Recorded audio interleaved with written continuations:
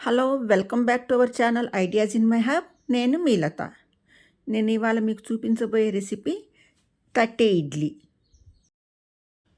తట్టె ఇడ్లీకి కావాల్సిన main ingredients idli rice అండి ఇది. సో ఇడ్లీ రైస్ అంటే మీకు ఏ షాపుల్లో అయినా సూపర్ మార్కెట్లో అయినా దొరుకుతుంది.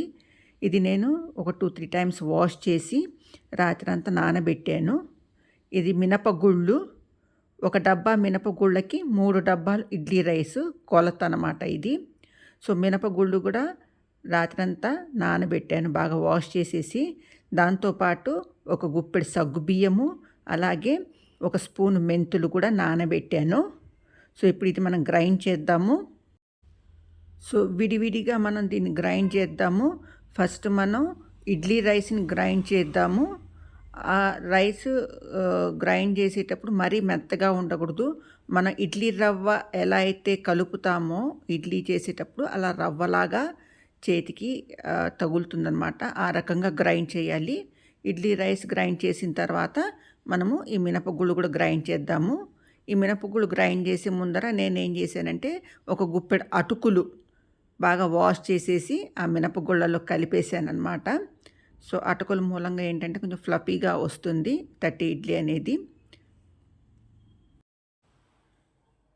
చూసారు కదా, ఈ రకంగా మనం ఆ ఇడ్లీ రైస్ని గ్రైండ్ చేయాలి. చేత్తో నలిపితే రవ్వ రవ్వగా కనిపిస్తుంది కదా. సో ఇది మొత్తం గ్రైండ్ చేసిన తర్వాత పప్పు కూడా గ్రైండ్ చేసేద్దాము. సో ఇడ్లీ రైస్ పప్పు 2 గ్రైండ్ చేసి కలిపేసి గిన్నెలో పెట్టానండి. ఇప్పుడు ఇది 5 to 6 అవర్స్ మనము మూత పెట్టేసేసి నానపెడదాము. 5 to 6 అవర్స్ నానిన తర్వాత నెక్స్ట్ ప్రాసెస్ అనేది చూద్దాము. ఇలా పెట్టడం మూలంగా ఫర్మెంటేషన్ అనేది జరుగుతుంది. చూసారు కదండి, 6 అవర్స్ అయిపోయింది. మార్నింగ్ మనం రుబ్బి పెట్టాం కదా, 6 అవర్స్ అయిపోయింది. చూసారు కదా పిండి ఎలా అయిందో. మెల్లిగా మనం అలా పిండిని కలుపుతూ మొత్తం పిండిని కలిపేద్దాము. ఒకేసారి గరిటె పెట్టి స్పీడ్గా కలపకుండా మెల్లిమెల్లిగా పైన లేయర్ మెల్లిగా అలా తీస్తూ కలుపుకోవాలి. కలిపిన తర్వాత మనకి ఎంతైతే కావాలో అంతవరకు పిండి వేరే గిన్నెలో తీసుకొని మిగతాది మనం ఫ్రిడ్జ్లో పెట్టేసేద్దాము. నా దగ్గర ఈ 4 ప్లేట్ల తట్టె ఇడ్లీ స్టాండ్ ఉందండి. మీ దగ్గర స్టాండ్ లేకపోయినా ఇలాంటిది ప్రాబ్లం లేదు. ఇంట్లో చిన్న ప్లేట్లు ఉంటాయి కదా, ఇలా గుంట ఉన్న ప్లేట్లు చిన్నవి, అందులో మీరు వేసేసి కుక్కర్లో నీళ్లు పోసి డైనింగ్ టేబుల్ మీద మనం గిన్నెలు పెట్టుకునే స్టాండ్ ఉంటుంది కదా, ఆ స్టాండ్ పెట్టేసి దాని మీద మీరు ఆ ప్లేట్ పెట్టి మూత పెట్టేయచ్చు. ఆ ఆవిరి మీద ఉడికిపోతుంది. సో నా దగ్గర ఈ స్టాండ్ ఉన్నది కాబట్టి ఇప్పుడు నేను ఈ స్టాండ్లో చేస్తున్నాను. ఫస్ట్ ఈ ప్లేట్ ఆయిల్తో కానీ లేకపోతే నెయ్యితో కానీ మొత్తం గ్రీస్ చేసేసుకొని హాఫ్ వరకే మనం పిండిని అందులో వెయ్యాలి. నిండా వెయ్యకూడదు, ఎందుకంటే ఆ ఇడ్లీ ఉబ్బుతుందన్నమాట.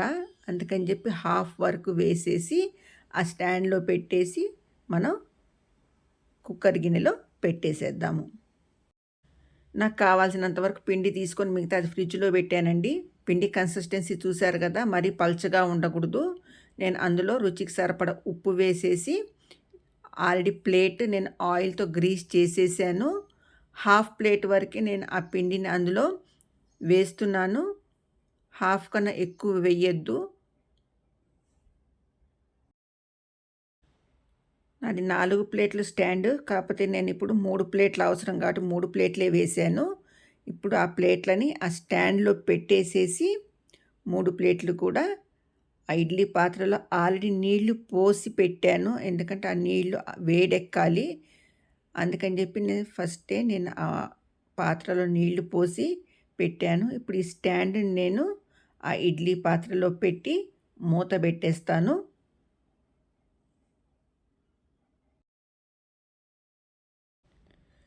నీళ్ళు ఆల్రెడీ మరుగుతున్నాయి కదండి. ఇప్పుడు ఆ స్టాండ్ అందులో పెట్టేసేసి మూత పెట్టేద్దాము. ఒక 15 to 20 మినిట్స్ పడుతుంది ఆ ఇడ్లీ ఉడకటానికి. సో ఉడికిన తర్వాత నెక్స్ట్ ప్రాసెస్ అనేది చూసేద్దాము.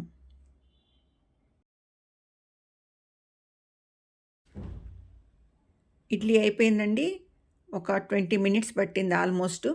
చూసారు కదా! ఉడికిందా లేదా అని చెక్ చేయాలి అనుకుంటే మనం వేలు పెట్టి దాని మీద ఇలా చూస్తే మన వేలికి ఏమి అంటదనమాట. అలా అయినా చెక్ చేయొచ్చు. లేదైతే మీరు టూత్ పిక్ పెట్టి కూడా చెక్ చేసుకోవచ్చు. సో, ఇప్పుడు మనం ఒక ప్లేట్‌ని తీసేసి చుట్టూ మనం మెల్లిగా ఆ స్పూన్‌తో, ఆ చెక్క స్పూన్‌తో అలా తీసేద్దాము. తీసి ఒక ప్లేట్‌లో షిఫ్ట్ చేసేద్దాము. సో, నేను ఇడ్లీ పౌడర్ ఇంతకుముందు వీడియోలో ఇడ్లీ పౌడర్ ఇంట్లో ఎలా చేయాలో ఆల్రెడీ నేను చూపిచ్చాను. నేను దాని లింక్ కింద డిస్క్రిప్షన్ బాక్స్‌లో పెడతాను. ఎవరైనా చూడకపోతే చూడండి. మన తట్టే ఇడ్లీ రెడీ అయిపోయిందండి. చూసారు కదా ఎంత ఫ్లఫీగా, ఎంత బావుందో స్పాంజీగా.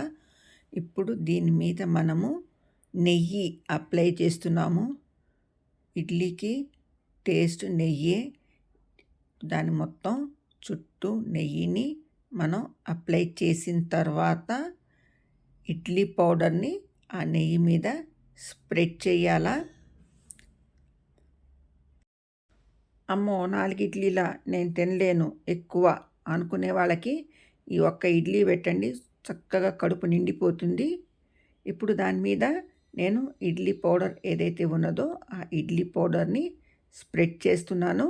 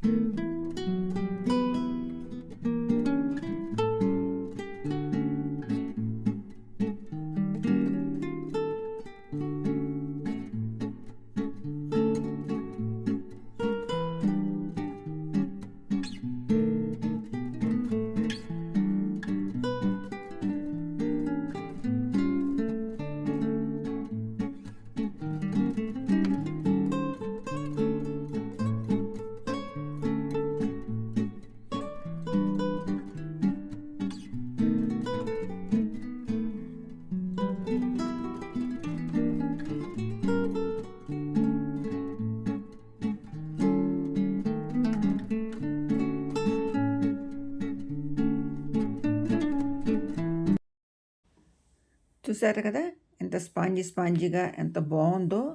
మనకి చిత్తూరు తిరుపతి సైడ్ వెళ్తే కనుక ఇడ్లీలు కొంచెం డిఫరెంట్గా అనిపిస్తాయి కదండి.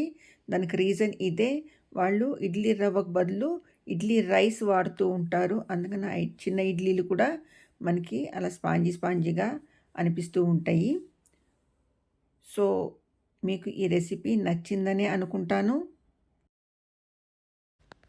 సో, ఇదండి మన ఇవాల్టి రెసిపీ తట్టే ఇడ్లీ. నచ్చితే కనుక లైక్ చేయటం అస్సలు మర్చిపోవద్దు. మళ్ళీ ఇంకో రెసిపీతో మీ ముందుంటాను. Till then have a good day and thanks for watching.